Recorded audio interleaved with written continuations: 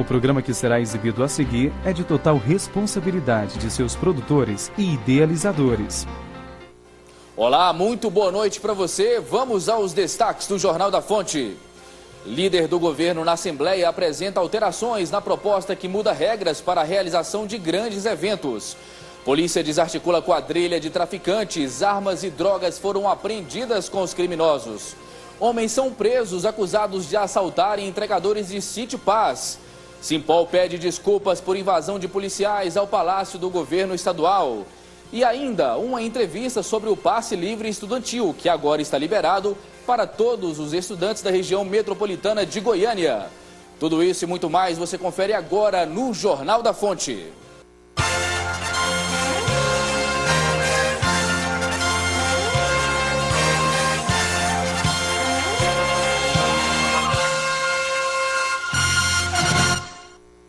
O presidente do Sindicato da Polícia Civil em Goiás pediu desculpas na manhã de hoje ao governo do estado e à sociedade goiana pela invasão ao Palácio Pedro Ludovico Teixeira por parte de alguns policiais civis.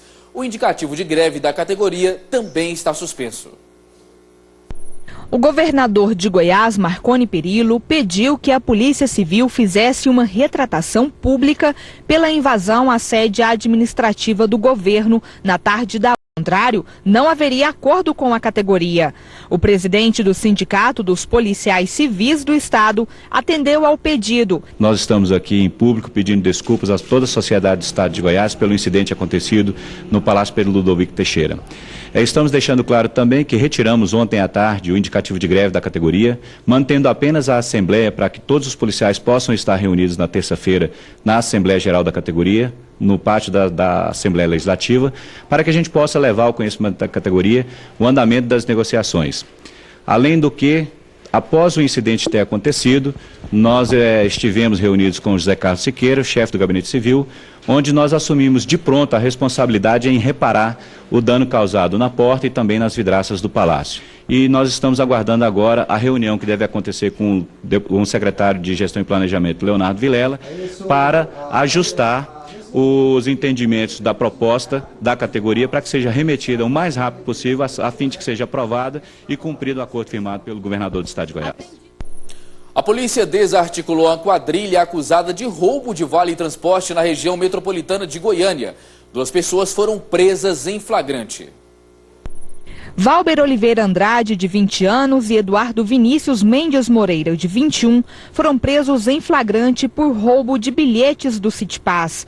Com eles foram apreendidos os cartões de viagem e 2 motos usadas nos roubos. Eles fazem parte de uma quadrilha especializada neste tipo de roubo.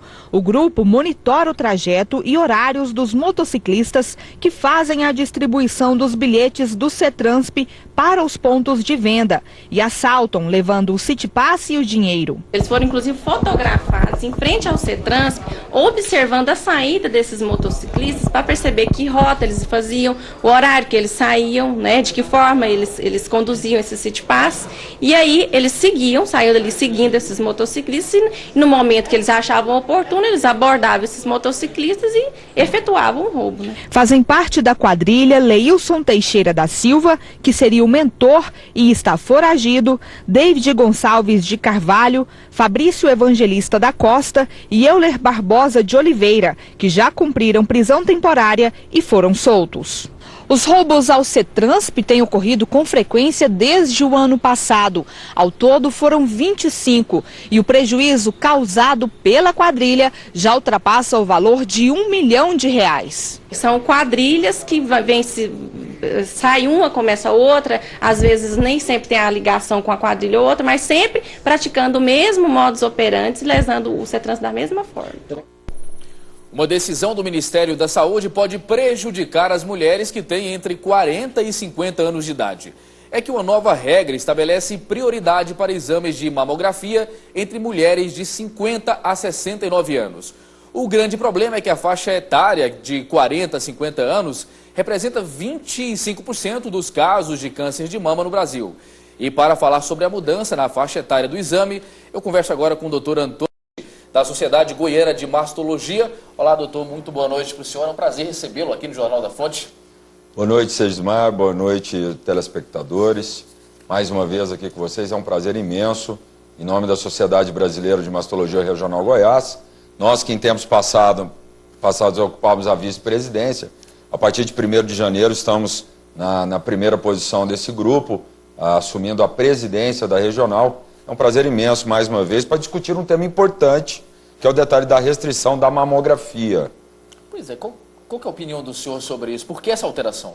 Na verdade, essa alteração partiu do Ministério da Saúde, é uma alteração que vem em escalonamento superior, né?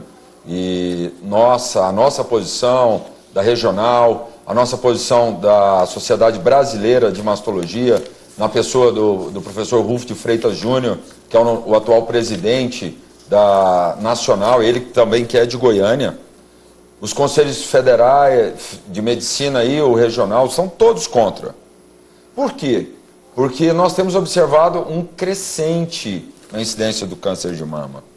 E nessa situação, nessa proposta do Ministério da Saúde, nós iremos restringir as mulheres que irão fazer o exame. Isso é problema.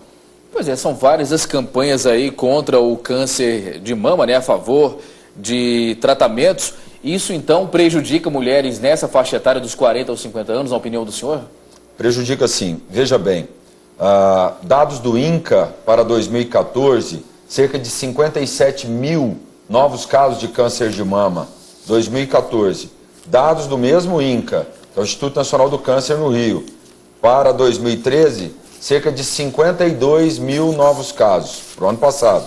Ou seja, nós estamos tendo um aumento da incidência do câncer de mama e com essa situação nós estamos tendo uma diminuição de rastreamento, ou seja, a quantidade de mulheres que vão fazer mamografia pelo SUS vai ser menor.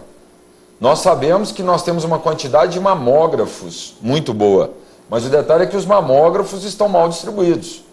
E aí, se as mulheres não têm aquela assistência, não têm a chegada aos mamógrafos para fazer a mamografia, que é o exame de eleição. Mamografia, muitas mulheres falam, doutor, mas aperta a minha mama. Mulher, é o principal exame. Mulher acima de 40 anos, isso é lei, deve fazer mamografia anualmente. Mas com essa normativa do Ministério da Saúde, vamos ter um grande problema. Existe uma faixa etária, doutor, de mulheres aí que compreende os maiores casos de câncer de mama? Não existe uma faixa bem definida. Em tempos passados, pensávamos que o câncer de mama existia mais, acontecia mais em mulheres na casa de 50 anos. Hoje nós temos observado que toda a incidência está aumentando, em todas as faixas. Pacientes mais jovens, pacientes nessa faixa de idade, o câncer de mama está aumentando. De 2013 para 2014 nós tivemos um grande aumento, um aumento importante. Toda mulher, após os 40 anos, deve fazer mamografia anualmente. Essa é a recomendação da Sociedade Brasileira de Mastologia Regional Goiás. E veja bem como é complicado ainda mais. Para vocês terem uma ideia, hoje em Goiânia, nós participamos de um serviço da rede municipal, da prefeitura, que está sendo fechado. O Centro de Referência de Diagnóstico e Terapêutica tem um mamógrafo. Nós participamos da abertura desse serviço em 2000, quando voltamos para Goiânia. E ele tem mamografia. Isso é muito mais complicado, porque um serviço público que tem por obrigação servir a população, servir de graça, fazer cerca de 60 exames dia e vai parar da noite para o dia de servir essas pacientes. Vem essa normativa do Ministério da Saúde, nós infelizmente, nós vislumbramos problema para essas mulheres. A realidade do câncer de mama é uma realidade complicada. Nós sabemos que a saúde está complicada, mas nós precisamos melhorar. Nós precisamos ajudar a população e não atrapalhar. Doutor, o câncer de mama está aí nas estatísticas como um dos cânceres, né, que mais matam aqui no Brasil. Qual que é a complexidade dessa enfermidade? É muito complexo, porque o câncer de mama com certeza é o câncer que mais mata a mulher. Ele também acomete o homem. Vejam bem que a cada 100, 200 mulheres, um homem. Isso é muito importante, porque nós vivemos num país machista que o homem acha que não pode ter problemas. E ele pode ter o câncer de mama. Mas o câncer de mama, se nós fizermos o diagnóstico no início, que é o que nós chamamos de diagnóstico precoce, nós iremos ter uma qualidade de tratamento muito boa. Só que para isso eu preciso da mamografia. E o Ministério da Saúde vem restringir. Só que para isso eu preciso de mamógrafo trabalhando. E a Prefeitura de Goiânia, na via municipal, vem fechar um serviço de mamografia que estava servindo o SUS, a população. Então, nós temos problemas, infelizmente, para uma doença, uma patologia que é o câncer de mama, que com certeza vem num crescente de incidência, matando cada vez mais mulheres. Nós conversamos com o doutor Antônio Eduardo, ele que é presidente da Sociedade Goiana de Mastologia. Doutor, muito obrigado pelas informações de grande relevância para as nossas espectadoras. Uma boa noite para o senhor. Uma boa noite, meu amigo, para todos os seus telespectadores. Nós gostaríamos de agradecer mais uma vez essa oportunidade, porque é o que nós sempre falamos, o grande segredo e que é um intuito dessa nova gestão é a informação. Muito obrigado pelo espaço e estamos à disposição para qualquer outra situação. E agora nós vamos à redação com a repórter Cristiane Rodrigues, que nos traz informações da cidade. Boa noite, Cristiane. Boa noite, Segismar. Boa noite para você que está em casa. Um caminhoneiro ainda não identificado foi baleado hoje à tarde enquanto trafegava na BR-153 em frente à casa de shows da Atlanta, em Aparecida de Goiânia. O homem levou um tiro na perna e foi levado pela Guarda Civil para o UAPA e passa bem.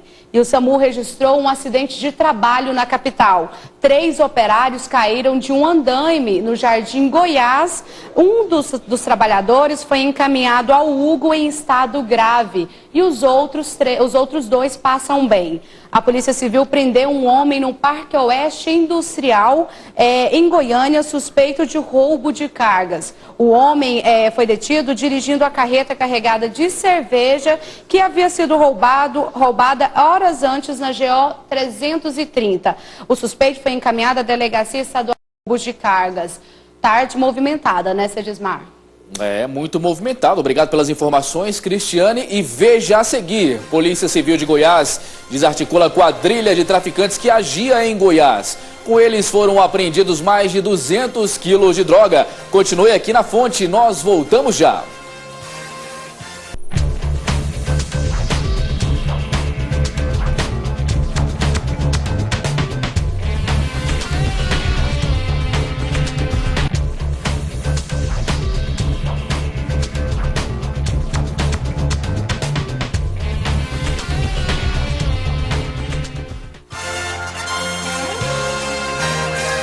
A Polícia Civil de Goiás apresentou hoje 5 traficantes membros de uma quadrilha bem estruturada que agia em Goiás.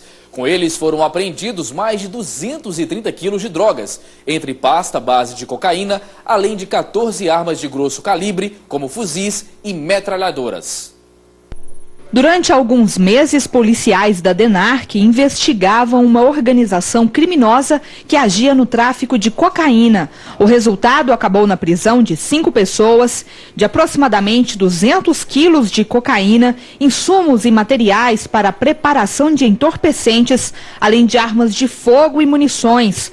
Como mostram nas imagens, pistolas, submetralhadoras e fuzil, escondidos em um fundo falso atrás de uma estante do guarda-roupas. O alto poder de fogo do grupo mostra a grandeza e o poder do traficante. Essas armas é para matar inimigos, essas armas é para alugar e para vender. Já que ele trazia arma do Paraguai, mas principalmente as armas são para manter o terror sobre os adversários. A operação da DENARC, denominada Poderoso Chefão, apontou como chefe da organização André Luiz Oliveira Lima, de 33 anos. Foragido da penitenciária Odenir Guimarães em novembro do ano passado, após progressão de regime, era liderança dentro da penitenciária e temido por outros traficantes. André é casado com Renata da Silva Leão, de 29 anos, responsável pela contabilidade, contas bancárias e lavagem de dinheiro. Stefan de Souza Vieira, de 29 anos, é o homem de confiança do chefe. Ele coordenava o refino e a distribuição, e o recebimento e repasse para o André. O segundo homem da organização era responsável pelo armamento e usava o nome falso de Sandro. Jander Jones da Silva Arcanjo, também de 29 anos, e Jefferson Alves Borges, de 25, faziam refino e distribuição da cocaína e também vendiam e alugavam as armas. A droga e os insumos foram encontrados em um apartamento no Parque Amazonas e as armas no setor Vila Rosa. A organização abastecia parte dos traficantes do município de Senador Canedo, Aparecida de Goiânia e da própria capital, nos bairros Sudoeste, Parque Amazônia, Vila Rosa, Faisalville e Jardim Vila Boa, movimentando cerca de R$2 milhões por mês. Uma série de crimes, tráfico de droga, associação, manter apetrechos, insumos para a transformação e processamento da droga. Então são vários, tráfico internacional de drogas e de armas. E a Polícia Federal realizou hoje uma operação para o cumprimento de mandados de busca e apreensão de documentos na cidade de Jussara, interior do estado. A ação foi realizada em conjunto com o Ministério Público Federal após denúncias sobre possíveis fraudes ocorridas no município e que envolvem o nome do ex-prefeito da cidade. A suspeita é que o ex-prefeito do município, Paulo Carvalhais, tenha firmado acordos administrativos no ano de 2012 que teria favorecido um posto de combustível de sua propriedade e que estaria em nome de Laranjas. Contratos e documentos que fazem um link do ex-prefeito ao posto de combustível. Esse era o principal foco da nossa busca e as informações preliminares indicam que foram encontrados documentos que comprovam isso. De acordo com o Ministério Público Federal, as denúncias partiram da própria população. O procurador do MP aguarda prosseguimento nas investigações. O que nós sabemos que foram 2 contratos feitos em 2011 e 2012 que totalizam R$874 mil só para o fornecimento de combustível. As buscas foram realizadas na manhã de hoje. Além do posto de combustível, a Polícia Federal esteve presente em outros locais. E voltamos à redação com Cristiane Rodrigues. Cristiane? Segismar, a Delegacia Estadual de Repressão a Crimes contra o Consumidor realizou hoje em Anápolis uma operação contra a pirataria, em combate à pirataria. Foram 35 mil entre CDs e DVDs apreendidos, que segundo a polícia estavam sendo vendidos em uma galeria, em várias lojas de uma galeria no centro de Anápolis pelo valor de R$5 cada um. 8 pessoas foram presas por violação aos direitos autorais, o crime é afiançável. 2 dos suspeitos já haviam sido liberados por ter pago a fiança. O valor da fiança ficou entre 1 a 10 salários mínimos, foram aplicados ali para eles, de acordo com a situação financeira de cada um. E a pena para esse crime é de 2 a 4 anos de prisão. O material apreendido será encaminhado ao depósito judiciário para destruição. Volto com você. Ok, Cristiane Rodrigues, muito obrigado pelas informações.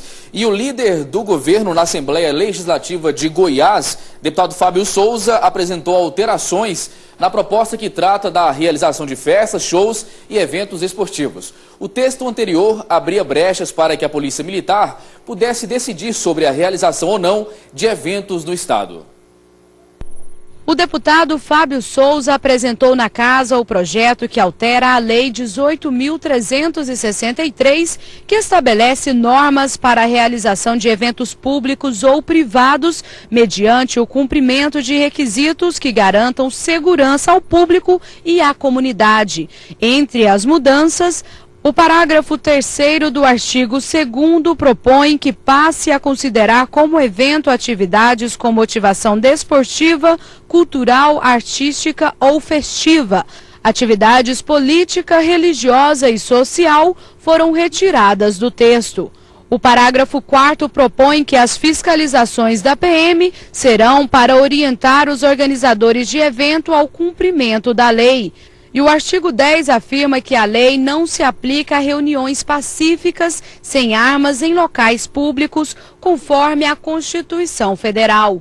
As alterações foram motivadas por causa de uma má interpretação da lei que entrou em vigor em janeiro deste ano. Houve uma celeuma toda criada em cima desse projeto. Nós fizemos agora as alterações para que essa celeuma caia por terra.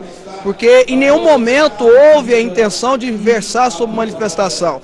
E o projeto não versa, até porque não tem esse termo no projeto. Entretanto, como houve vários questionamentos, nós vamos fazer as alterações. Durante a sessão, o deputado comemorou o anúncio do governo que irá universalizar o passe livre estudantil. Por ordem do governador, vai chegar um projeto aqui da Casa Civil, universalizando todo o sistema. Ou seja, o governo vai arcar com tudo, o governo vai arcar com todos os passes livres, com todo o recurso necessário para a implantação do projeto. Já que algumas prefeituras não quiseram ou não puderam participar, o governo vai chamar a responsabilidade para si. E os estudantes da região metropolitana, mais uma conquista, que é o passe livre estudantil. E para nos dar mais detalhes do assunto, eu converso agora com o superintendente da Juventude na Secretaria de Governo aqui do Estado de Goiás, Leonardo Felipe. Superintendente, boa noite, é um prazer recebê-lo aqui no Jornal da Fonte. Boa noite, Edmar, boa noite a todos os telespectadores aqui da Fonte TV. Pois é, superintendente, o que motivou a decisão do governo em assumir aí de forma integral esse benefício para os estudantes da região metropolitana da capital? Bom, o governador Marconi Perillo nos deu a determinação de uniformizar o programa Passe Livre para não prejudicar os estudantes de outros municípios que acabariam sem o passe livre caso apenas Goiânia ficasse contemplada. Então, juridicamente, a saída encontrada foi o próprio Estado arcar com todos os gastos. Por parte da Prefeitura de Goiânia, os senhores do governo do Estado sentiram algum tipo de empecilho para poder implantar esse passe livre aqui na cidade? O que teria motivado o governo a assumir essa responsabilidade? Olha, sempre há pontos a serem evoluídos nas discussões, especialmente nesse tipo de discussão que envolve uma quantidade grande de recursos públicos. Mas o que importa para nós é que nós conseguimos garantir a integralidade do projeto e nós vamos, a partir do dia 7 de março, conceder o benefício para todos os estudantes cadastrados. E quantas passagens, né, o estudante vai ter direito, superintendente? Bom, o projeto ele contempla 48 passagens. A partir do dia 7 de março, os estudantes que forem cadastrados em qualquer das unidades do VaptVupt poderão ter esse benefício que garante a ida e volta do estudante para a escola durante 6 dias por semana. Como que vai ser o procedimento? Ele vai lá, faz o cadastro nas unidades do VaptVupt e daí em diante, qual que é o prazo para que o benefício seja acreditado, seja liberado ao estudante? O primeiro passo dele é ter o passe escolar. Ele ser cadastrado no CETRANSP. A partir do momento que ele for cadastrado no CETRANSP, ele deve então se dirigir a uma das unidades do VaptVupt aqui na região metropolitana, todas aqui em Goiânia, Aparecida, Senador Canedo e em Trindade, e de posse dos documentos pessoais, RG e CPF, ele apresenta a uma das atendentes que deve recebê-lo, e se ele for menor, ele deve ir acompanhado com os seus pais ou com algum responsável legal que detém a sua guarda. Você perguntou sobre o prazo, provavelmente nós estamos trabalhando com a data do dia 7 de março, que é a mesma data do encerramento. Ou no dia 7 ou no primeiro dia útil posterior, nós já iremos efetuar o pagamento para todos os estudantes que se cadastrarem. Quantos estudantes aproximadamente serão beneficiados diretamente com esse benefício, superintendente? A expectativa é que a gente atenda um número próximo do que foi cadastrado no semestre passado. Nós estamos trabalhando aí com 100 a 115 mil estudantes. E o Estado, mensalmente, ele vai arcar com quanto para poder manter esse benefício aos estudantes? Nós estamos discutindo a possibilidade em torno de 3 milhões, 2 milhões e meio, 3 milhões de reais por mês para custeio até o final do ano. Goiânia representa quanto dessa fatia? Hoje, Goiânia, em nível de cadastro do sistema de transporte, representa cerca de 64% do sistema. Então, nós temos aí, só para Goiânia, uma despesa em torno de 1 milhão e 200 mil. Por aí. Superintendente, nós estamos acompanhando protestos que voltaram a acontecer nos terminais de ônibus de Goiânia e com o fato de o governo do estado ter assumido, né, esse valor relativo à Grande Goiânia, o senhor acredita que vão sobrar, na verdade, recursos para investimento no transporte coletivo da Grande Goiânia? A questão do transporte coletivo, ela é uma discussão distinta da discussão do Passe Livre. O Passe Livre é um programa social. Porém, você falou uma coisa muito correta. O Estado de Goiás está assumindo 100% do custo do programa Passe Livre e, com isso, desonerando as prefeituras que tinham feito a sugestão de universalização. E, com isso, por exemplo, aqui no caso de Goiânia, o prefeito já havia dito que teria à disposição 10 milhões de reais para o custeio do programa Passe Livre. Eu acredito, então, que agora esses 10 milhões devam ser utilizados na melhoria do transporte coletivo, construção de abrigos, construção de pontos de ônibus, enfim. O Estado não irá interferir, apenas o Estado está garantindo a palavra e o compromisso que foi dado já no ano passado. Alguma possibilidade, superintendente, desse benefício interferir em um possível futuro aumento no valor da passagem do transporte coletivo? Ou seja, mas sua pergunta é extremamente pertinente, até para esclarecer os telespectadores. Hoje nós temos 0% de impacto do Passe Livre estudantil no valor da tarifa, 0%. Não há nenhum repasse do custo do programa Passe Livre estudantil para o bolso do trabalhador, o bolso do usuário do transporte coletivo. O Estado efetivamente está assumindo 100% do custo e retirando recursos do Fundo Protege, que é o fundo que custeia os programas sociais do Estado, que é quem hoje arca com 100% dos programas. Então, nenhum dinheiro será retirado de saúde, de educação, de segurança pública, de nada. Já é um recurso destinado para custeio de programas sociais. Muito bem, esteve conosco aqui no Jornal da Fonte, Leonardo Felipe, ele que é superintendente da Juventude no governo do Estado. Superintendente, muito obrigado pelas informações e pelos esclarecimentos. Uma boa noite para o senhor. Obrigado, Sergimar. Boa noite a todos os telespectadores aqui da Fonte TV. Deixar aqui com você um abraço aqui do governador Marconi Perillo e do secretário Joaquim de Castro.